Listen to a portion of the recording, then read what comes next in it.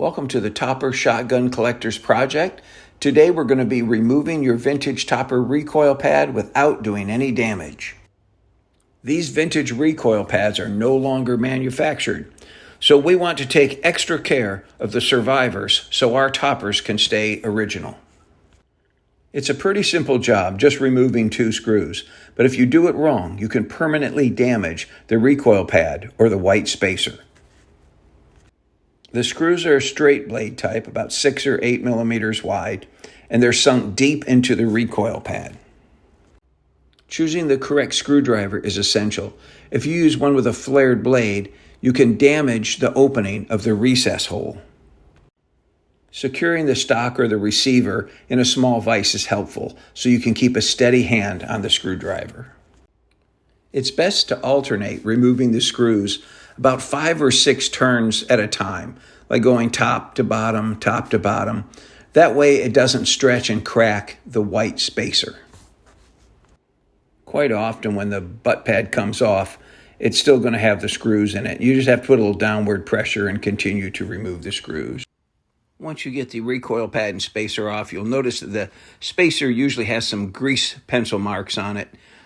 Don't erase those. If you're a collector, those are part of the value of the gun. And also, they do not represent the year your topper was made. If you want to know what year the topper was made, look at our video, What Year Was My Topper Made? And it'll give you the date code so you can figure that out. But it has nothing to do with the grease pencil marks on the spacer. And of course, once you got the recoil pad off, you can scrub it up if you want to with some mild soap and water. Could reach inside those crevices with Q-tips, and you can even run it under hot water in the sink if you want. It'll get all the dirt and grime off it. I've seen some online tips on how to soften rubber, but I haven't found one yet that I'm satisfied will work with these H&R recoil pads. So right now, I don't really have a good recommendation for you on how to soften that rubber up. You will want to scrub the edge of the white spacer until it's nice and shiny. Just don't wipe off the grease pencil marks. And as you reassemble, remember that the grease pencil marks go toward the wood. At first, it might seem like the screw's too big to go back in that little hole. Put a little bit of oil on it and give it a shove. It'll go right back in there. So now you're ready to just line it up and reattach the screws.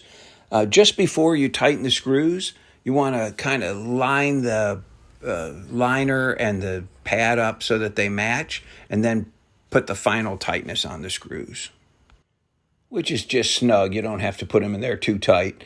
And look how pretty this thing looks with that white spacer all cleaned up and the butt pad all cleaned up. It's not perfect, but it's original, and it didn't cost a lot of money, and that's kind of the whole point of collecting toppers. I know that was a lot of detail for a 2-screw project, but you got to remember that the recoil pad is the only part on the topper that is really difficult to find a replacement for. All the other parts are fairly common. Well, thanks for visiting the Topper Shotgun Collector Project, and we're looking forward to seeing your comments.